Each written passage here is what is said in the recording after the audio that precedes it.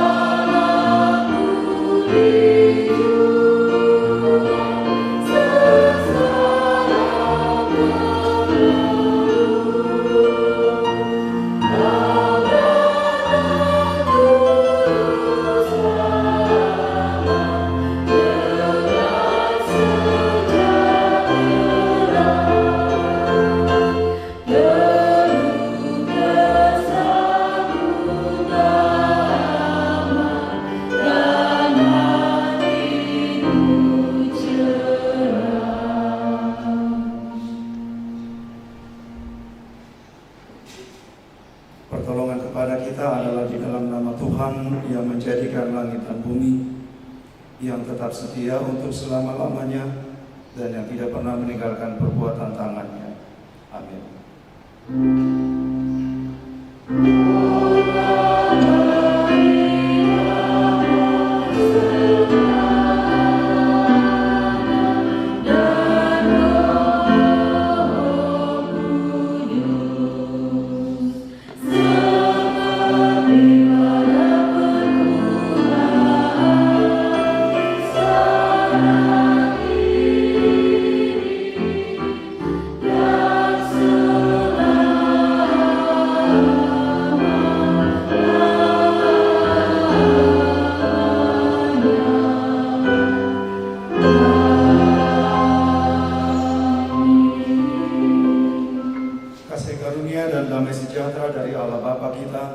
dan dari Yesus Kristus Tuhan kita menyertai saudara-saudara. Amin.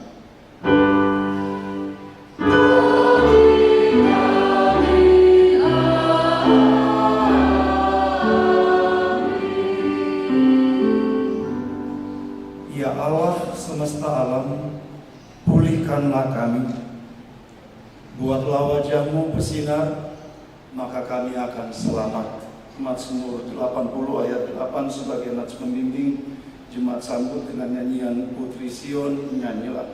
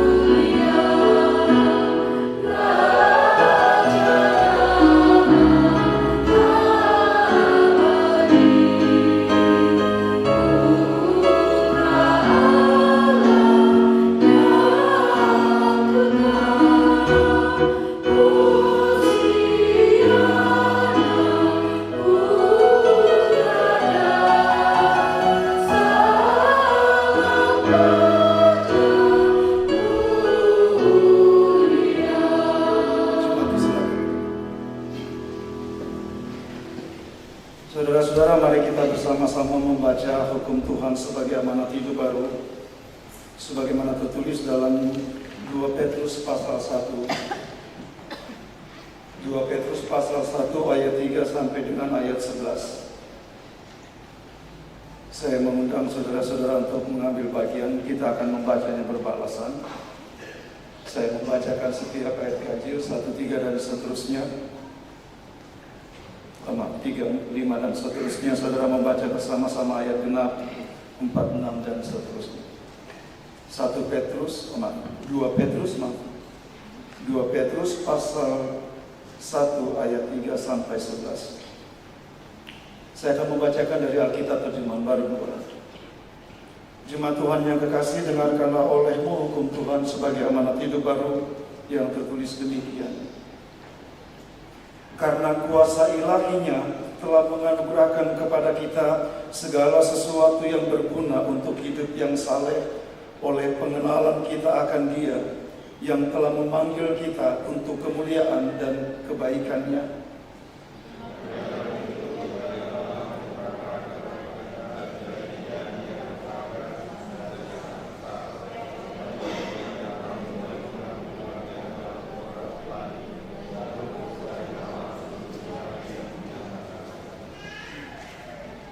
Justru karena itu kamu harus dengan sungguh-sungguh berusaha menambahkan kepada imanmu kebajikan, dan kepada kebajikan pengetahuan,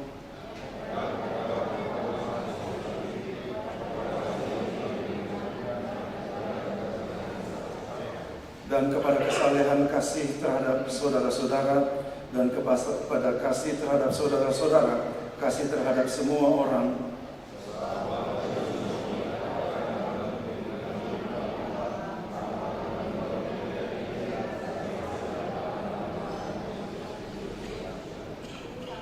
namun siapa saja yang tidak memiliki semuanya itu menjadi buta dan picik, karena ia lupa bahwa dosa-dosanya yang dahulu telah dihapuskan.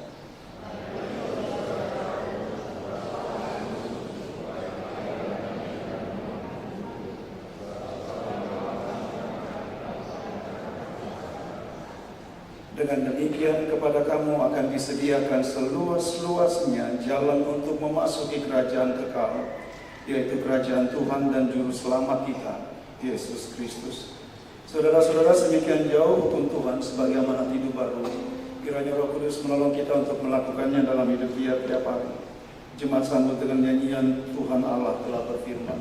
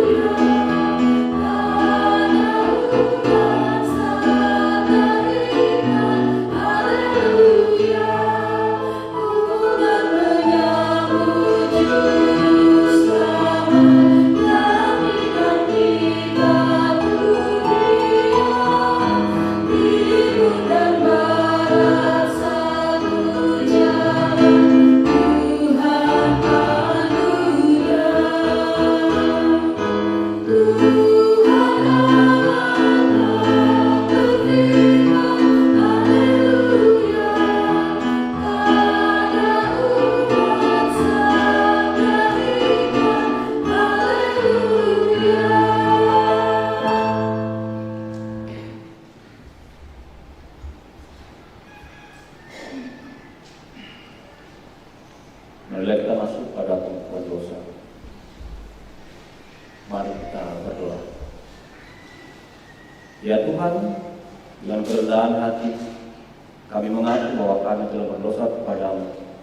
Kami tidak tekun menantikan Juru Selamat yang akan datang untuk menghakimi dunia ini. Kami tidak teguh berpegang pada firman-Mu dan tidak setia melaksanakannya tiap-tiap hari.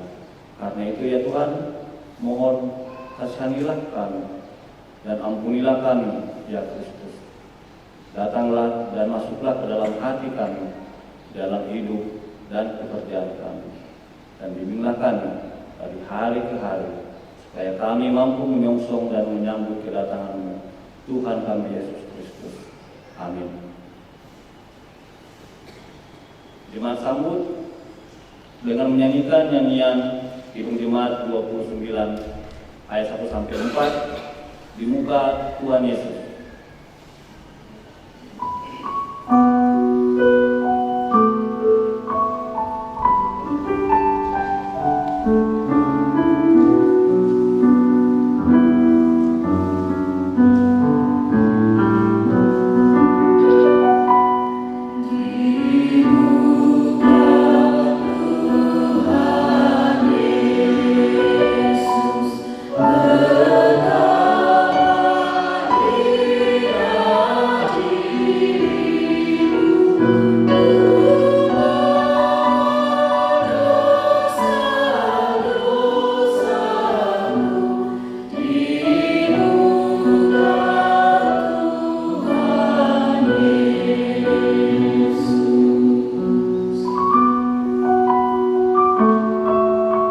Ayat 2 dinyanyikan semua laki-laki.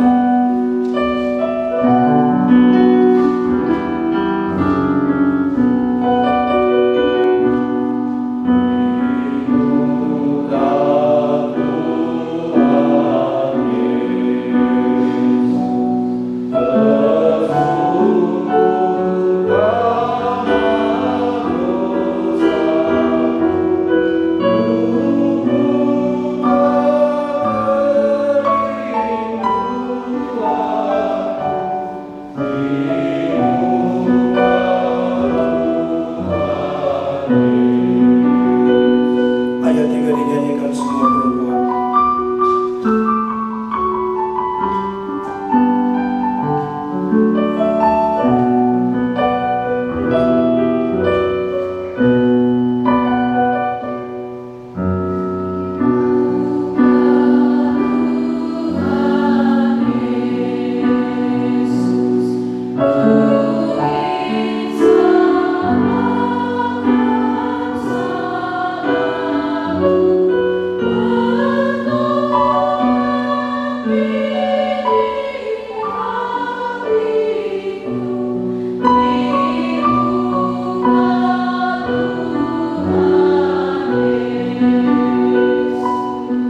Ayat 4 kita nyanyikan semua.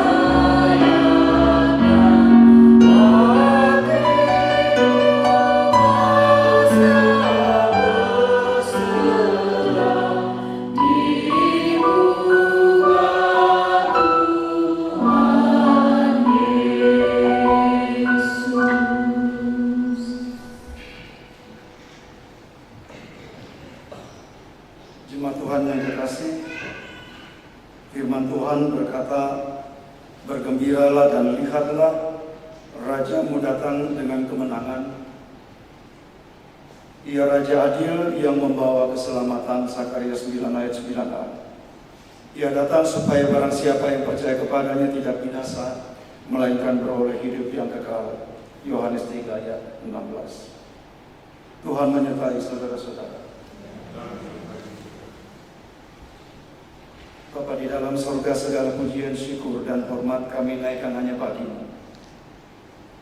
Kami datang berterima kasih, kami mengucap syukur untuk semua yang sudah kami terima dari tangan-Mu, untuk pimpinan dan penyertaan, untuk setiap rasa haus, puas, dan kenyang atas berkat-berkat-Mu.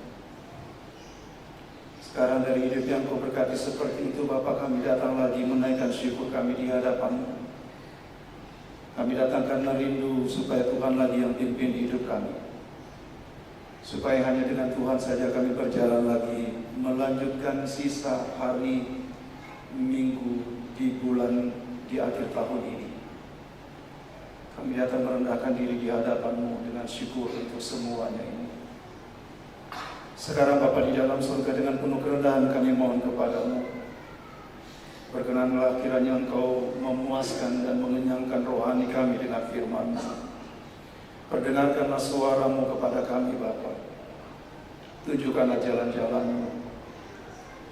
Pimpin kami untuk menyaksikan kebenaran yang daripada-Mu, yang di atasnya Engkau mau supaya kami hidup. Tolonglah kami untuk selalu mengerti kehendak-Mu dalam hidup kami. Karena itu kami mohon kepada-Mu, tenangkanlah hati kami. Jauhkan dari segala pikiran yang sia-sia dan mengembara Bapa. Supaya hati kami menjadi tanah yang subur bagi benih firman-Mu. Supaya ia jatuh dan bertumbuh. Berfirmanlah Bapa, karena kami semuanya telah sedia mendengarkannya. Di dalam nama Yesus yang mengajar kami berdoa, Bapa kami yang di surga, dikuduskanlah nama-Mu. Datanglah kerajaan-Mu, jadilah kehendak-Mu di bumi seperti di surga. Berikanlah kami Bapa makanan kami yang secukupnya, dan ampunilah kami akan kesalahan kami, seperti kami juga mengampuni orang yang bersalah kepada kami. Janganlah membawa kami ke dalam pencobaan, tetapi lepaskanlah kami daripada yang jahat. Karena Engkau-lah yang punya kerajaan dan kuasa dan kemuliaan sampai selama-lamanya. Amin. Jemaat yang terkasih, bagian Alkitab yang menjadi dasar pemberitaan di minggu ketiga Advent ini terambil dari kitab Efesus pasal 5.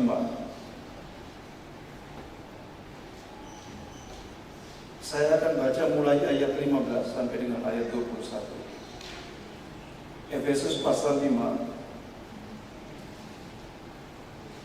Ya, saya ditulis di sana ayat 16, tapi saya akan baca mulai dari ayat 15 sampai dengan ayat 21. Saya akan membacakan kepada bagi saudara-saudara saya menggunakan Alkitab sekali lagi terjemahan baru. Firman Tuhan tertulis demikian. Karena itu perhatikanlah dengan seksama bagaimana kamu hidup.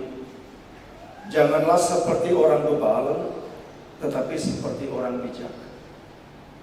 Dan pergunakanlah waktu yang ada, karena hari-hari ini adalah jahat. Sebab itu janganlah bodoh, tetapi usahakanlah supaya kamu mengerti kehendak Tuhan. Janganlah mabuk oleh anggur, karena anggur menimbulkan hawa nafsu, tetapi hendaklah kamu penuh dengan roh.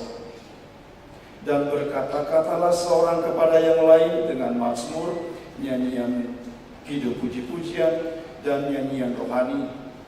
Bernyanyilah dan lantunkanlah pujian bagi Tuhan dengan segenap hati.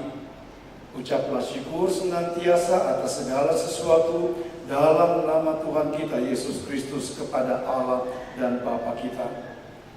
Tunduklah seorang kepada yang lain di dalam takut akan Tuhan.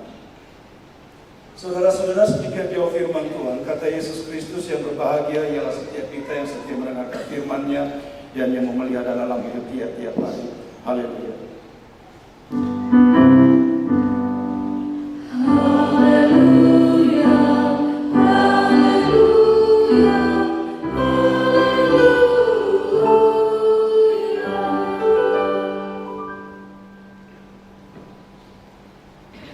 Apa yang saudara lihat?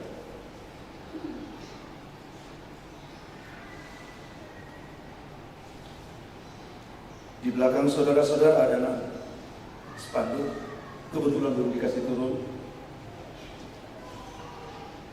Ya, tidak tertulis di dalam, tapi saya timpin tadi malam. Ada Natal sekolah minggu tadi malam, saudara-saudara. Dan ini Natal keempat saya ke Bethlehem. Saya sudah pulang balik Bethlehem 4 kali. Kita merayakan kedatangan Tuhan Yesus yang pertama kali di dalam dunia. Di beberapa hari ini, jauh hari kita dikasih tahu bahwa tanggal 25 Desember nanti kita akan ke Bethlehem. Saudara sudah siap? Saudara sudah siap menyambut kedatangannya yang pertama kali? Beberapa rumah-rumah sudah mulai dicat ulang, cat baru, didekor. Ibu-ibu sudah mulai ke kumpul resep. Bapak tanya-tanya resep. Yang lain tanya-tanya bagaimana caranya ikat buras supaya jangan kuat-kuat.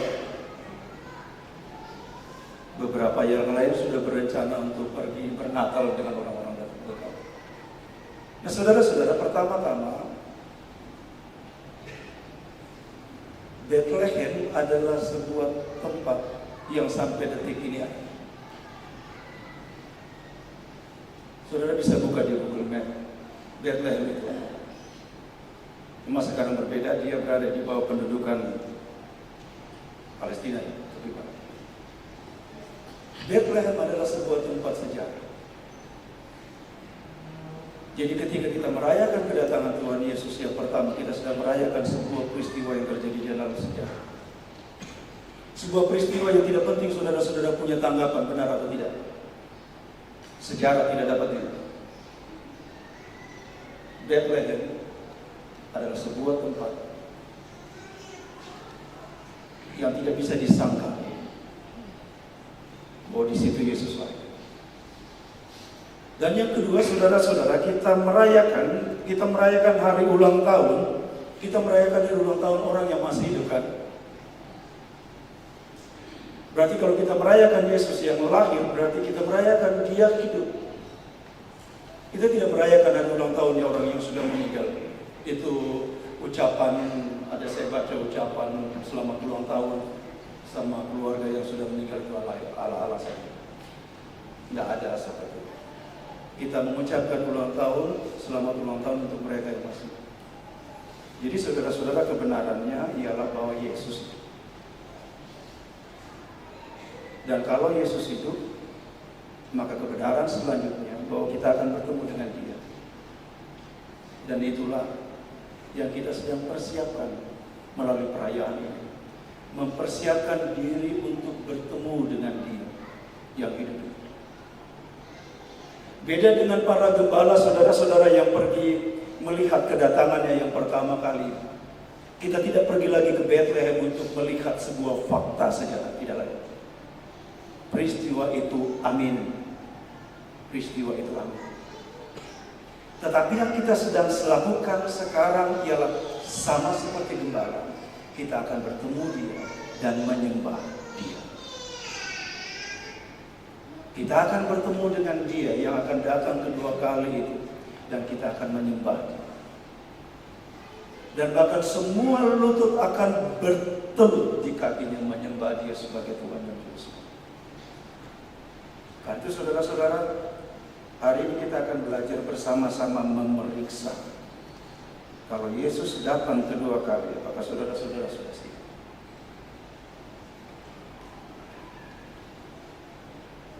Saudara-saudara, dalam bahasa Yunani ada dua kata yang diterjemahkan dengan kata waktu.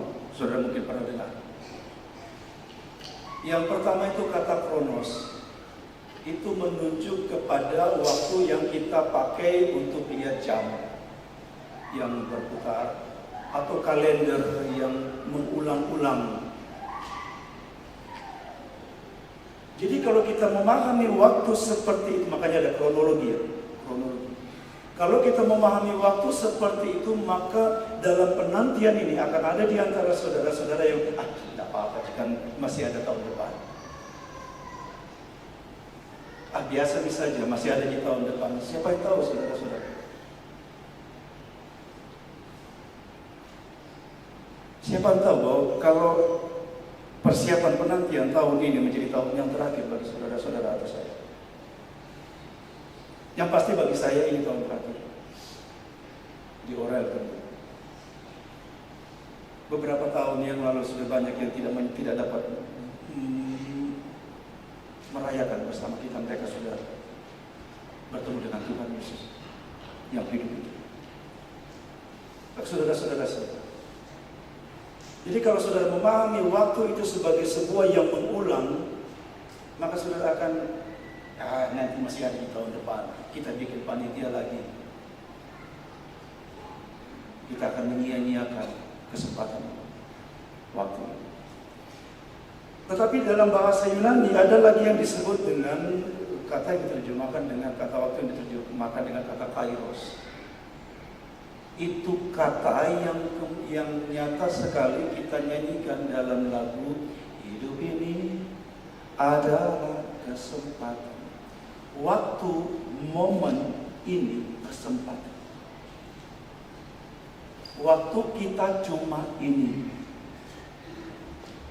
Jadi kita tidak melihat hidup ini sebuah pengulangan, sebuah sirkus, tapi hidup ini sebuah perjalanan yang setiap titiknya menentukan apakah ini menjadi titik terakhir perjalanan kita atau tidak. Makanya kemudian yang saya bayangkan saudara-saudara, hidup ini seperti, saudara pernah lihat alat itu yang biasa pakai mengukur itu, yang roll itu, yang panjang, yang kalau tarik sampai berapa meter itu, tarik di depan gereja itu kan?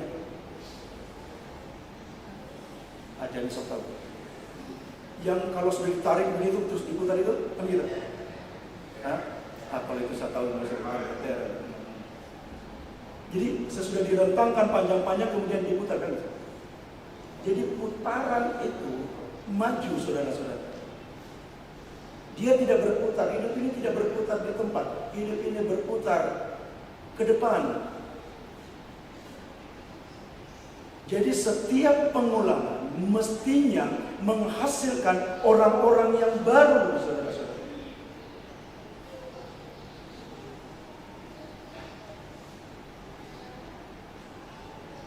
Tidak menghasilkan orang-orang yang tetap seperti itu. Hidup ini sebuah perjalanan menuju sebuah titik berhenti, Bapak Ibu Saudara. Kalau hidup ini sebuah perjalanan yang menuju sebuah titik berhenti kita, yaitu Yesus yang hidup, yang kita akan sembah itu, maka pertanyaannya hari ini, apakah saudara-saudara sudah siap?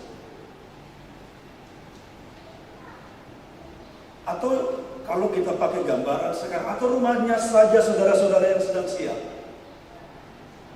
minjam makannya saja saudara-saudara yang siap, ada makanan, ada rumah yang sudah didekor, tapi hati saudara-saudara tidak pernah siap. Saudara tetap menjadi orang-orang yang sama seperti tahun yang lalu.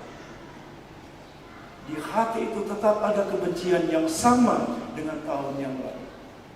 Di hati itu masih tetap ada orang yang saudara-saudara simpan begitu kuat, yang terlalu sulit untuk saudara-saudara ampuni. Di hati itu ada hati yang begitu keras, yang susah sekali. Kan misalnya di tahun depan masih, siapa yang tahu Bapak?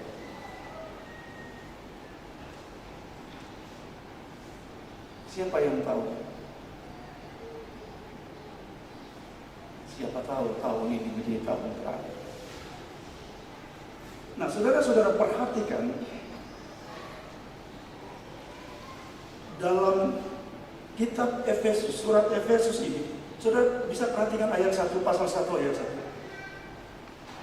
Lihat Alkitab masing-masing. Apa yang Paulus sebut di sana ketika Paulus bicara tentang orang Kristen? Apa kata Paulus di sana?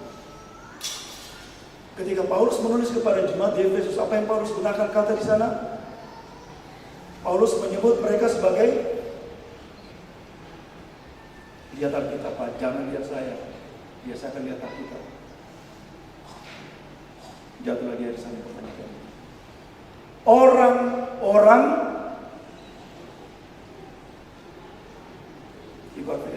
orang-orang kudus, Bapak Ibu. Tidak soal orang bilang siapa saudara-saudara. Tidak soal orang melebeli saudara-saudara dengan kata apa. Alkitab, firman Tuhan, Allah bilang, kamu orang kudus. Amin. Lalu, tidak percaya kan kalau saudara-saudara ini orang kudus? Paulus bilang kepada jemaat di Efesus, orang-orang kudus. Saya salah baca kan? Ayat 1. Dari Paulus, Rasul Kristus Yesus atas kehendak Allah, kepada orang-orang kudus di Efesus.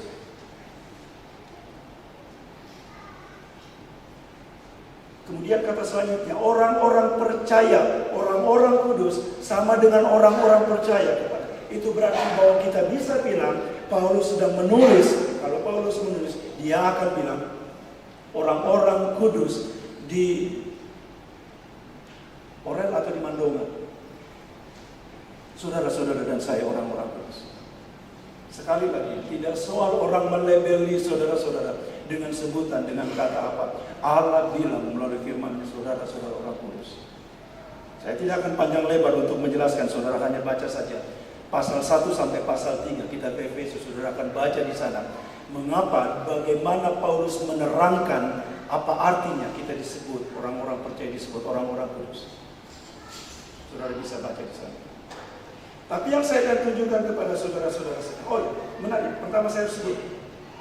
Ada 3 hal yang Paulus katakan di sana. Apa artinya menjadi orang kudus? Pertama, mereka dipilih.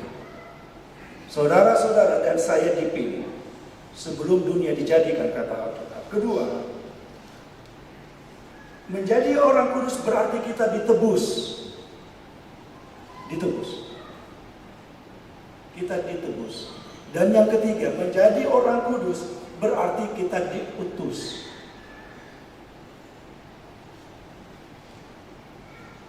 Saudara perhatikan, tidak pernah kita disebut orang kudus tanpa pengutusan Bapak Ibu. Kita disebut orang-orang kudus, pertama kita dipilih, kita ditebus, kita diutus. Kita tidak dipilih, kita tidak ditebus hanya untuk kemudian tinggal di dalam tempurung, mengisolasi diri, menyembunyikan diri. Tidak, Bapak Ibu. Kita dipilih, kita ditebus, kemudian kita didorong, diutus. Itu berarti tempat kerja saudara-saudara, rumah-rumah saudara-saudara adalah tempat di mana saudara-saudara diutus. Di situ saudara bertemu dengan orang-orang yang tidak mengenal, dan di situ saudara-saudara diberi kesempatan. Apa yang kamu bilang sama dia tentang saya? Saudara-saudara saya dan saya diutus, dan Tuhan Yesus bilang, Elasa, saya pertemukan kau dengan orang ini, dan apa yang kamu bilang tentang saya sama dia? Kita diutus bukan hanya supaya kita tidak hanya mengenal dia, tetapi supaya orang juga mengenal. Itu pengutusan kita, saudara-saudara. Dan itu yang dilakukan oleh para murid. Yesus cuma 3 tahun di dalam dunia ini. Kenapa dia terlalu cepat? Karena dia punya murid yang akan bikin orang, yang akan memperkenalkan siapa dia kepada orang. Dan ini tujuan hidup saya dan saudara-saudara. Bukan hanya untuk hidup mengenal Allah, tetapi supaya kita membuat dia dikenal. Itu tujuan saya dan saudara-saudara. Itu tujuan pengudusan saya dan saudara-saudara. Saya selalu bilang di jemaat Bapak Ibu, di dalam perjanjian lama, saudara mungkin ingat, tidak pernah setiap benda-benda dalam bait suci, setiap benda-benda dalam bait suci sebelum digunakan mesti dikuduskan. Baru dia boleh dipakai. Baru kalau dia dipakai oleh Allah sesudah dikuduskan. Itu sebabnya. Jadi kita boleh dipakai, kita baru bisa dipakai oleh Allah sesudah kita dikuduskan. Jadi sekali lagi, tujuan pengudusan kita ialah supaya Allah dapat memakai kita sebagai utusan-utusan. Nah, sesudah Paulus menjelaskan dalam pasal 1 sampai pasal 3 apa artinya kita disebut orang-orang kudus, jemaat disebut orang-orang kudus. Maka dalam pasal 4 sampai pasal 6 Paulus berbicara tentang bagaimana orang-orang kudus hidup. Bagaimana orang-orang kudus hidup. Saya singkatkan di sini, saudara-saudara. Dalam pasal 4 Paulus bicara pertama cara orang-orang kudus hidup. Pertama, dia hidup dalam persekutuan bersama dengan saudara-saudara seiman. Dia tidak tinggal sendiri, Bapak Ibu. Dia tidak pernah satu kali pas jabat tangan di luar, ada seorang bapak jabat tangan, terus saya bilang begini, saya baru lihat di oh ya Pak, saya bagian intelijen. Ada dia di Rayolin. Saya cuma main-main, tanya buat dia hadir. Saya cuma main-main saja. Cuma main-main waktu. Jadi bagaimana orang-orang kudus hidup? Pertama, dia bersekutu Bapak Ibu. Seorang kudus, seorang yang kudus, dikuduskan, dia akan hidup bersama dengan saudara-saudara.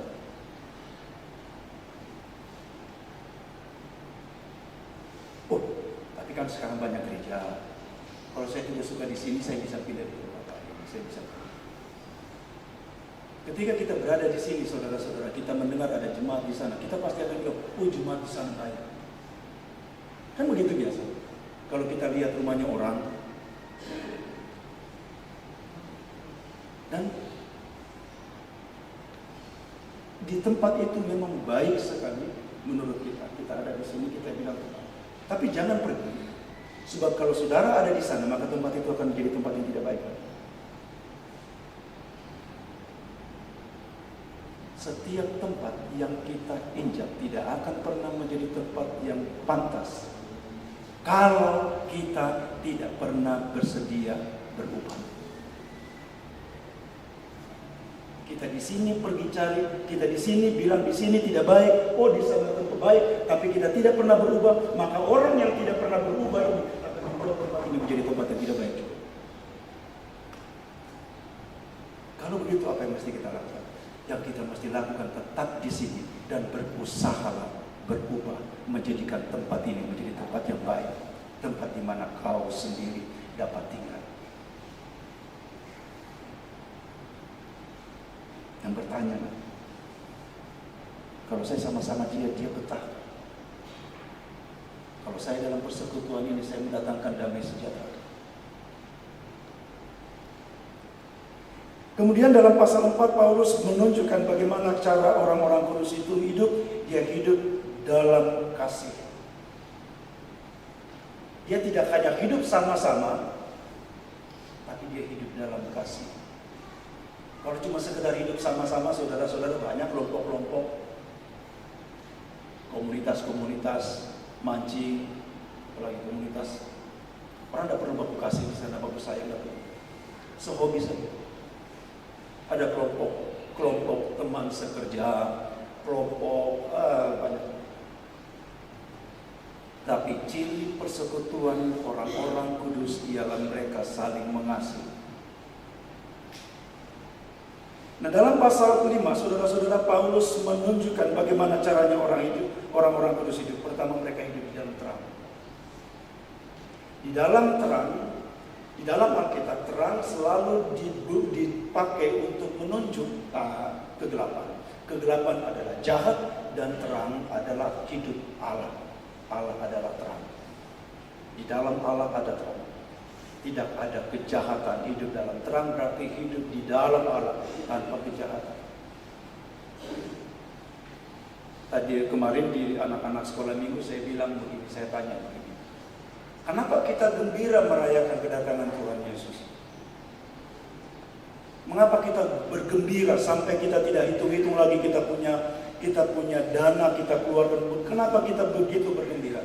Saudara bisa kutip banyak ayat Alkitab untuk itu. Tapi saya mau sebut satu ayat. Yohanes pasal 1 ayat 11 dan 12. Karena melalui kedatangannya kita diberi kuasa menjadi anak-anak Allah. Sekali lagi, terserah orang bilang apa saya dan saudara-saudara, Alkitab bilang iman kita kepada Yesus Kristus yang datang ke dalam dunia ini menjadikan kita anak-anak Allah. Kalau kita disebut anak-anak Allah, itu berarti bahwa kita sudah tidak lagi menjadi anak-anak iblis. Kalau kita disebut anak-anak Allah, itu berarti bahwa di dalam hidup kita tidak ada lagi dosa, kejahatan. Selesai.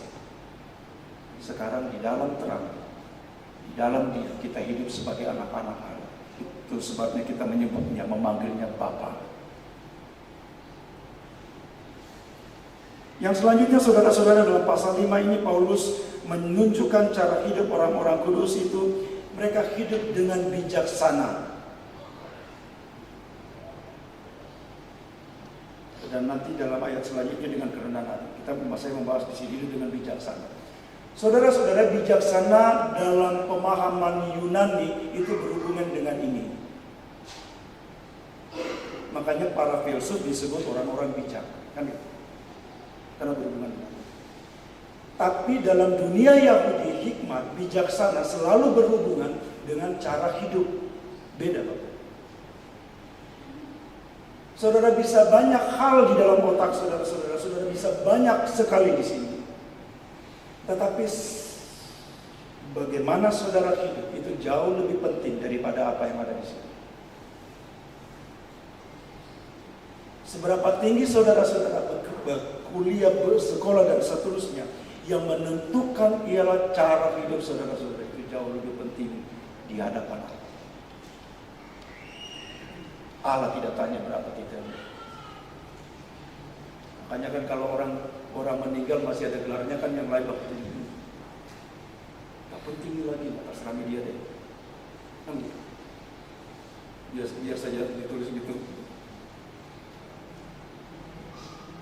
Ya bagi Allah kenapa kita ketawa? Karena bagi Allah hal-hal yang seperti itu tuh sudah tidak penting, tidak ada. Karena bagi Allah yang jauh lebih penting ialah bagaimana kita. Nah, karena itu bagaimana kita hidup dengan bijaksana, bagaimana kita hidup, bagaimana cara hidup kita.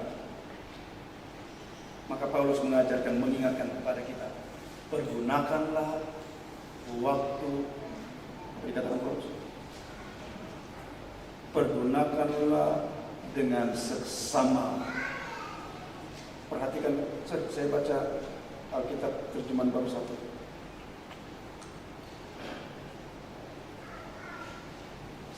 Efesus 5. Pergunakanlah waktu yang ada. Ini yang Paulus sebut, yang saya tunjuk tadi dengan kairos. Waktu, cuma waktu ini yang ada, saudara-saudara. Karena itu kita mesti menggunakannya dengan bijaksana. Bijaksana bagaimana? Menurut Paulus, kebijaksanaan selalu berhubungan dengan kehendak Allah. Makanya orang bodoh menurut Paulus di bagian lain disebut ialah orang yang tidak mengenal Allah, orang yang menolak Allah, orang yang menolak pimpinan Allah dalam hidupnya. Itu orang bodoh, kata Paulus. Orang yang bijaksana ialah orang yang menjadikan Allah, yang mengenal Allah, dan yang membiarkan Allah memimpin hidup. Nah, kalau begitu sekarang saudara-saudara, kita bertanya, kalau begitu bagaimana caranya kita mempersiapkan diri kita? Bagaimana caranya kita mempersiapkan diri kita? Bagaimana caranya kita menggunakan waktu yang ada ini dengan baik-baik, dengan seksama, kata Paulus. Bagaimana saya menggunakannya supaya saya tidak menyia-nyiakan, supaya sama seperti gembala bilang, marilah sekarang, jangan besok. Mari sekarang, sebab besok Yesus sudah menyingkir masih. Kalau mereka tidak pergi sekarang, kemungkinan mereka tidak bertemu dengan bayi. Kalau begitu saudara-saudara, bagaimana caranya saya mempersiapkan diri? Pertama-tama, ayat 15 dan ayat 16. Kita mesti mulai dengan memperhatikan bagaimana kita hidup. Periksa bagaimana kita hidup. Jangan habiskan waktu kita untuk periksa bagaimana orang hidup, Bapak Ibu. Periksa kita punya hidup. Bagaimana saya hidup? Betul nih kan? Jangan hidup saya tidak pernah, hidup saya lebih banyak saya urus orang punya hidup. Periksa hidup Bapak Ibu. Itu orang bijaksana kan begitu. Orang bijaksana, orang yang tahu dirinya, dia periksa diri. Bagian mana dalam hidup saya yang harus saya tinggalkan?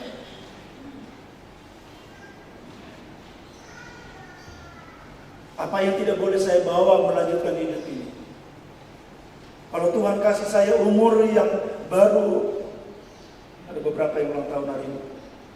Kalau Tuhan kasih umur baru, apa yang Tuhan mau supaya saya jangan bawa? Apa yang Tuhan mau saya kasih tinggal? Masa setiap tahun begitu-begitu terus? Kan gitu.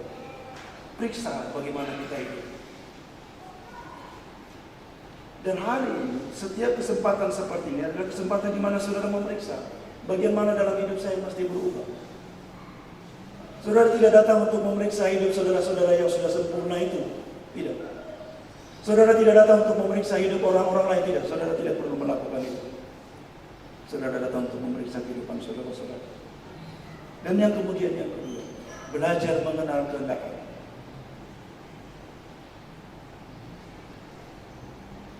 Belajar mengenal, mencari dan mengenal kehendak Allah. Ada satu bagian syair sebentar dalam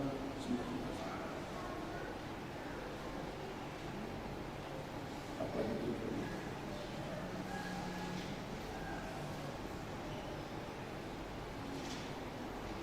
Nyanyi lagunya begini, tapi sorry ya, suara saya tapi saya usaha menyanyi sebaik-baiknya. Setiap langkah ku tempuh, ku toleh Tuhanku.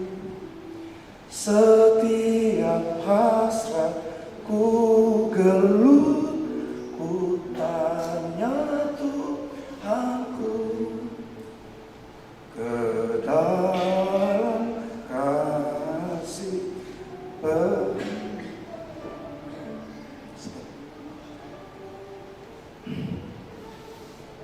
setiap hasrat ku gelut, ku tanya Tuhan. Tanya sama Tuhan, bilang sama Tuhan, cari apa Tuhan punya. Yang ketiga, maaf saya tidak panjang-panjang karena suara saya cuma dua saja. Yang ketiga. Yang ketiga dalam ayat 19 sampai 20, hiduplah dengan sukacita. Kalau saudara hidup, saudara-saudara lancar-lancar saja, semuanya baik-baik saja, dan saudara hidup bersukacita, saya bersukacita, itu biasa-biasa saja. Tapi kalau saudara-saudara hidup dalam pergumulan yang sulit, saudara sedang menanggung penyakit, saudara susah, saudara bisa sebut yang buruk apa saja, tapi saudara tetap bersukacita, itu luar biasa. Itu cara orang kudus menjalani hidup. Dia bersukacita, sukacitanya tidak ditentukan oleh keadaannya, sukacitanya tidak ditentukan uangnya ada, lapar tidak, dia sehat tidak. Sukacitanya ditentukan oleh karena tahu siapa yang punyai dia. Saya bersukacita karena saya tahu siapa yang punyai saya. Bapak Ibu Saudara-saudara, kalau tahun ini menjadi tahun terakhir saudara-saudara sudah siap?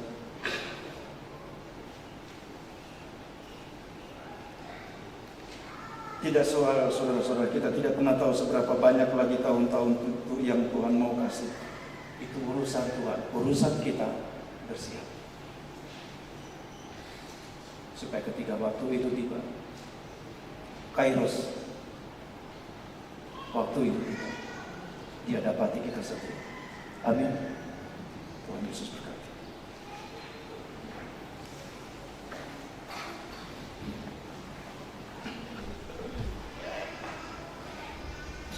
Kita akan membawakan korban syukur dan persembahan. Saya jemput saudara-saudara berdiri, mari bersama dengan semua orang percaya di segala tempat dan sepanjang abad. Mari bersama mengikrarkan pengakuan iman kita dengan bersama berkata, aku percaya kepada Allah, Bapa yang Maha Kuasa, Bapa langit dan bumi, dan kepada Yesus Kristus, Anak yang tunggal Tuhan kita, yang dikandung dari Roh Kudus.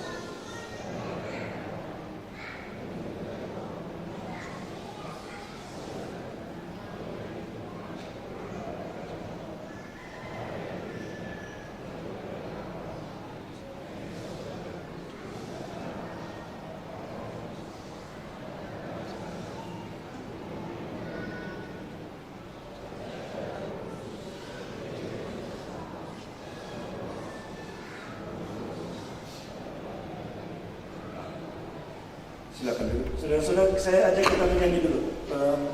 PKJ 202. Yesus Juru Selamat. Kita nyanyikan.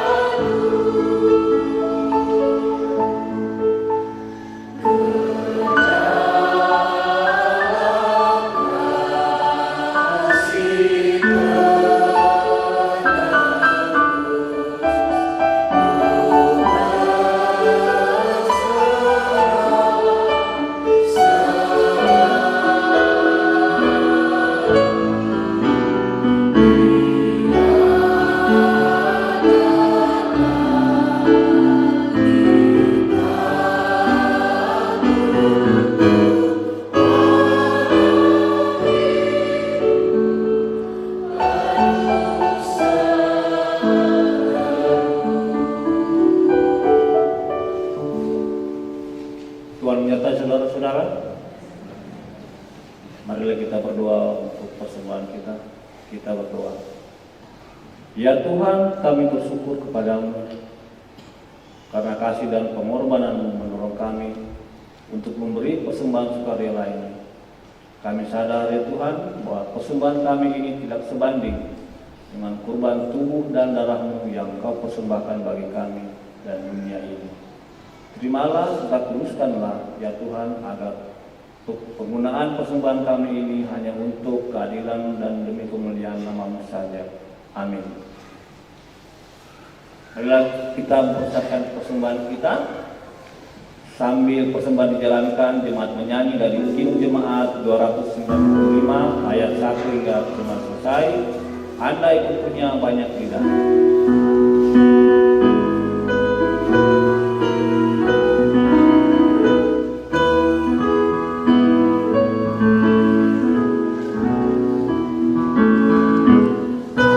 Besar,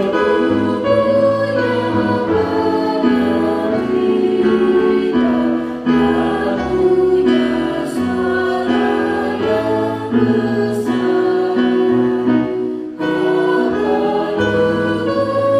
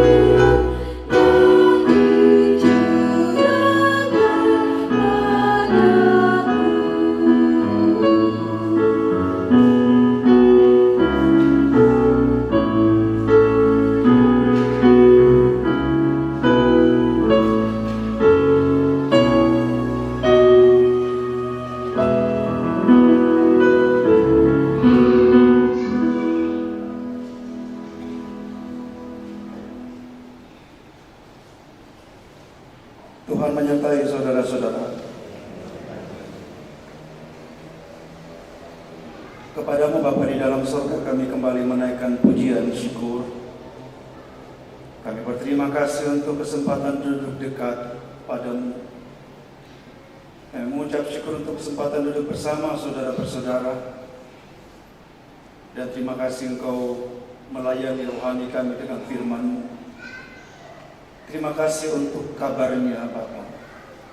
Terima kasih untuk beritanya.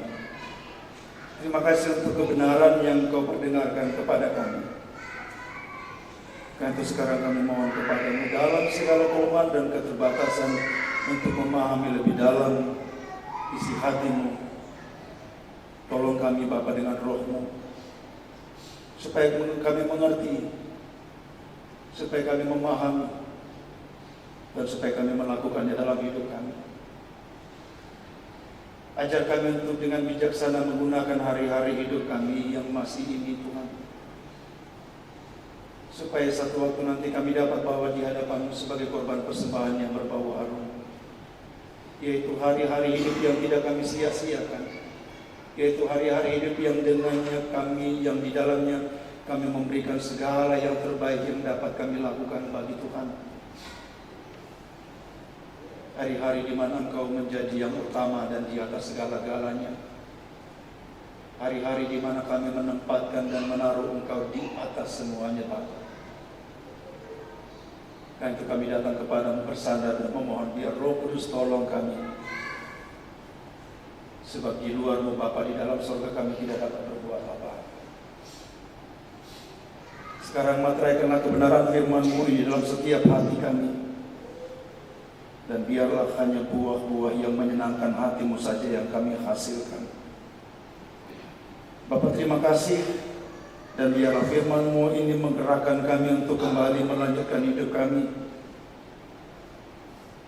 di sisa hari, di bulan ini, di akhir tahun ini. Menjalaninya dengan penuh sukacita dan syukur, menjalaninya dengan hitungan banyak berkat yang kami terima dari Tuhan sepanjang minggu dan bulan-bulan yang telah kami lalui.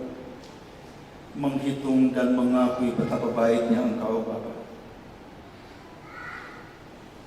Karena itu kami mohon kepadamu biar Engkau terus memimpin hidup kami, menjalani hidup dengan sukacitanya Bapa. Anak-anakmu yang akan kembali melanjutkan tanggung jawab hidup masing-masing mereka sebagai aparatur sipil negara, sebagai TNI dan Polri. Anak-anakmu yang bekerja sebagai karyawan dan berbagai pegawai di berbagai bidang lapangan pekerjaan. Dalam segala jeripaya dan kerja mereka masing-masing kami berdoa supaya tempat di mana mereka mengabdi, mereka bekerja, mereka berjeripaya, tempat di mana Engkau menjadi Tuhan mereka, yang mereka layani dengan segenap hati mereka Bapa.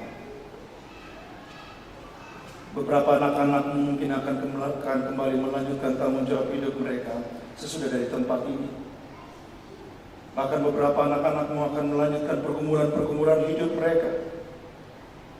Beberapa di antara mereka sambil memikul beban sakit penyakit yang belum sembuh. Beberapa mereka terbaring lemah di rumah-rumah masing-masing, bahkan di rumah-rumah sakit. Beberapa di antara anak-anakmu tidak dapat hadir mengikuti kebaktian dalam gedung gereja ini. Mereka mengikuti melalui channel YouTube. Tapi kami percaya ini semua cara-Mu ya Allah untuk terus melayani hidup kami dan menunjukkan kehadiran-Mu dan penyertaan-Mu. Karena itu berkatilah kami sedemikian itu Bapa. Kami datang berdoa mengucap syukur untuk cara-Mu memberkati hidup bersama kami. Untuk semua yang kami sudah terima, kami mengucap syukur, kami berterima kasih kepada-Mu. Entah itu baik Bapa, entah itu sulit dan berat, kami mengucap syukur karena kami tahu tidak ada yang pernah dapat terjadi dalam hidup kami di luar kehendak dan kendali Tuhan. Dan hari ini kami mengucap syukur untuk cara Tuhan memberkati hidup bersama kami melalui 1 tahun usia yang Kau karuniakan dalam kehidupan kekasih-kekasih kami anak-anak, yang Kau tambahkan 1 tahun usia antara tanggal 9 sampai dengan tanggal 15 Desember hari ini.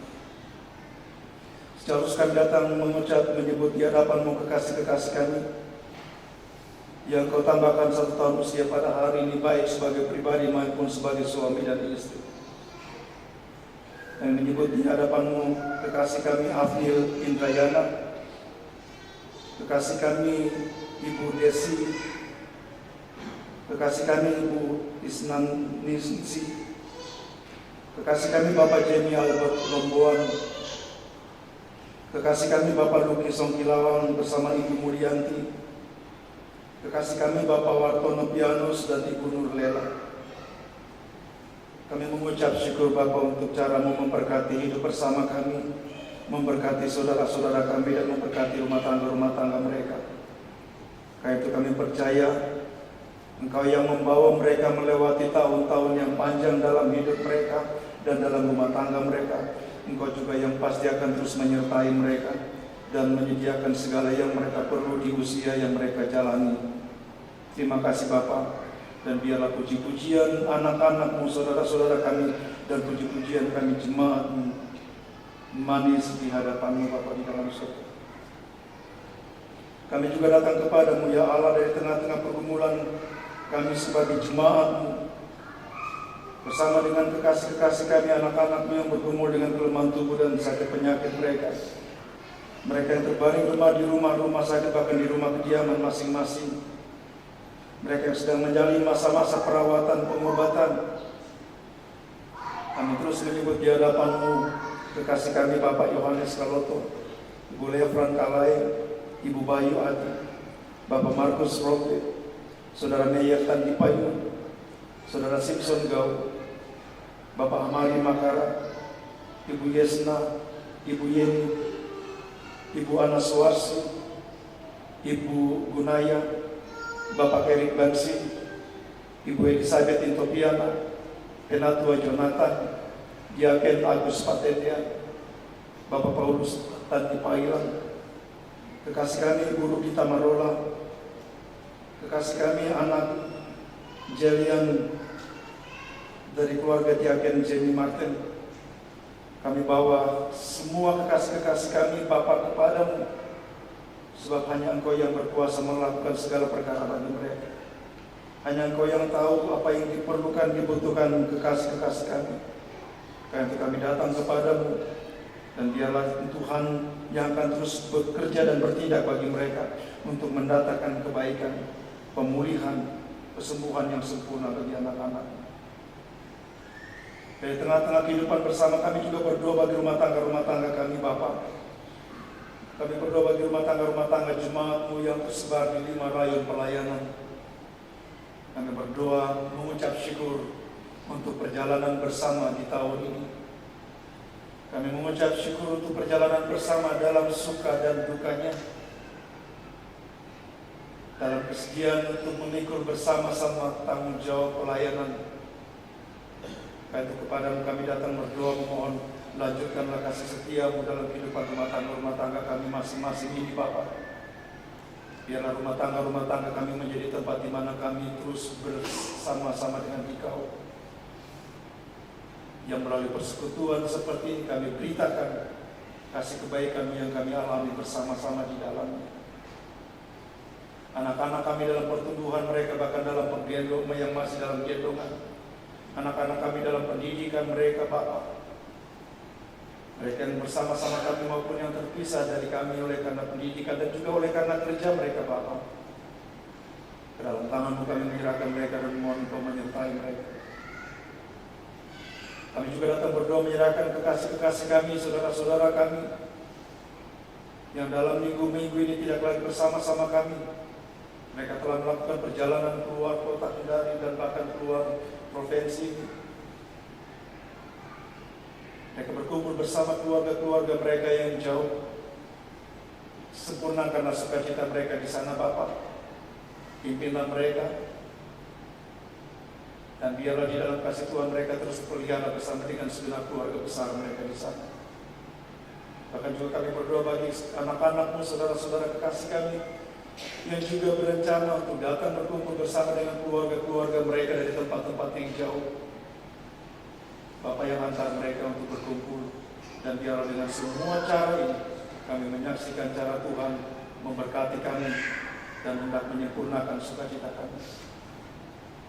Bapa di dalam surga, dari tengah persekutuan kami, anak-anak-Mu kami juga berdoa menyerahkan pelayanan jemaat-Mu yang akan terus berlangsung. Berkati kami sebagai pendeta, penatua diaken, sebagai pengurus lain kategorial, bersama dengan semua saudara-saudara anak-anak yang terlibat dalam pelayanan jemaat, sebagai kantoria, organis, multimedia, tata usaha koster, BP3 jemaat, tim medis jemaat, para dokter, guru dan pengasuh kebaktian, sekolah minggu dan kebaktian remaja. Berkati kami semuanya ini Bapa, bersama dengan panitia-panitia yang bekerja dalam lingkup jemaat, panitia perayaan Natal ya Kristus, dalam persiapan-persiapan mereka. Berkati majelis jemaat-Mu sebagai pelaksana. Berkati kami bersama dengan semua keluarga-keluarga kami Bapa, supaya di dalam Tuhan kami berjalan, kami bersukacita karena yang Tuhan yang menyertai hidup kami. Terima kasih Bapa di dalam surga. Sertai kami lagi memasuki minggu yang baru ini. Pimpin kami, dan biarlah hanya yang terbaik yang dapat kami beri, yang kami lakukan, yang kami tunjukkan, yang kami persembahkan kepadamu. Terima kasih Bapa di dalam surga. Ini doa kami kepadamu, yang dengan syukur kami alaskan di dalam nama Yesus Tuhan dan penyelamat kami. Amin.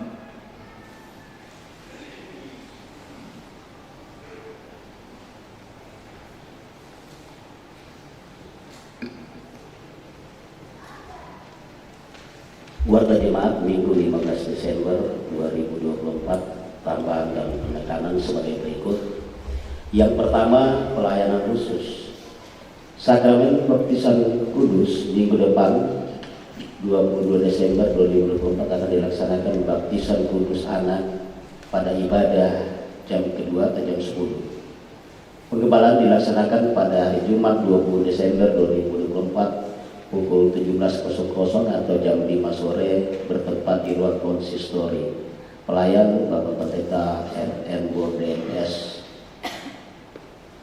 Kemudian ibadah rumah tangga hari Sabtu 21 bulan Desember 2024 jam 4:30 atau 16.30 berlaku pada keluarga Diaken Julius Yesandu dengan alamat Jalan Saweri Gading, Lorong Dolok. Pelayan Pendeta Martinus Turunan STH. Kemudian tambahan ibadah rumah tangga juga hari Sabtu tanggal 21 bulan Desember jam 18.00 atau jam 6 sore itu berlaku pada keluarga Ibu Elizabeth Roya, Prayon 3, gabung PK Lansia dengan alamat di Gedung Smart. Yang berikut Majelis Jemaat Ora Togor menyampaikan selamat ulang tahun bagi jemaat yang berulang tahun dari tanggal 15 Desember sampai dengan 21 Desember 2024. Dan juga bagi pasangan suami istri yang berulang tahun dari tanggal 15 sampai dengan 20 Desember 2024. Penyampaian yang pertama, selama pelaksanaan ibadah perayaan dan hari raya Natal, dimohon barang bawaan yang boleh masuk ke dalam gedung gereja itu hanya berupa Alkitab dan tas yang berukuran kecil. Jadi ini dimohon perhatian bagi jemaat.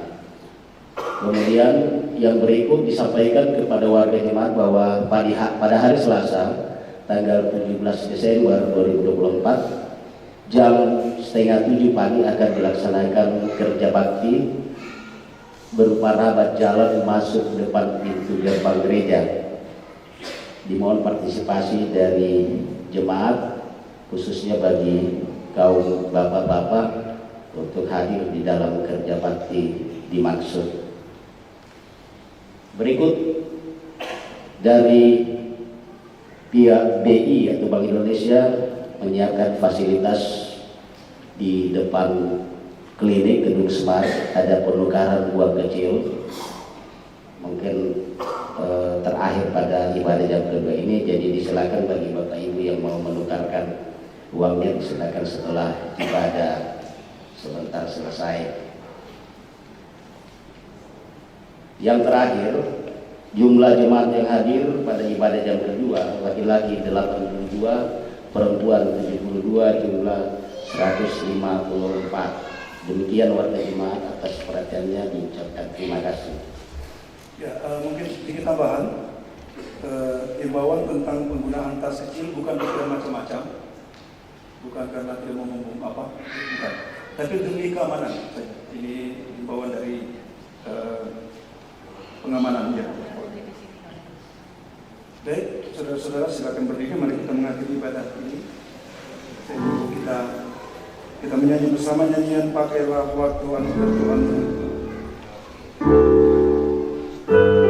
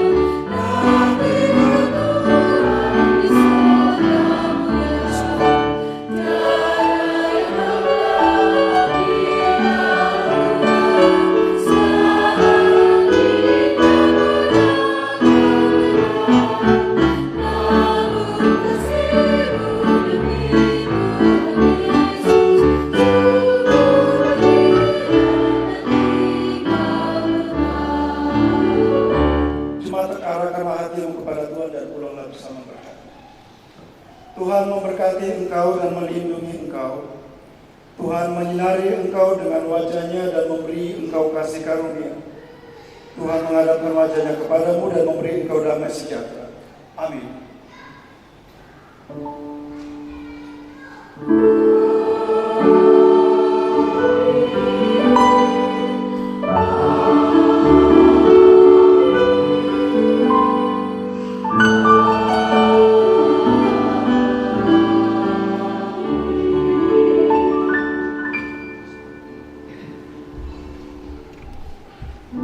Mengakhiri ibadah kita pada siang hari ini, kembali kita menyanyi dari Kiung Jemaat 370 ayat 1 dan 2, umum berjalan dengan juru selamat.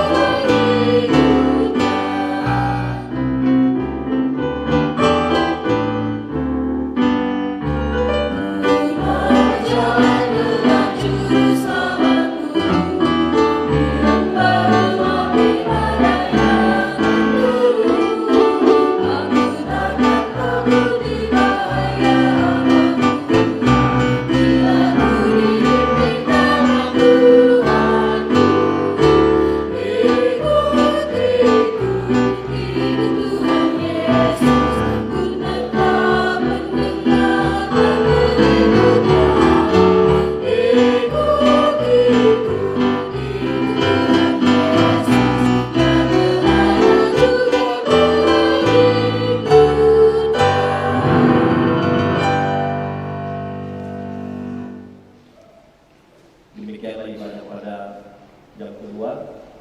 Tuhan Yesus memberkati saudara sekalian. Amin.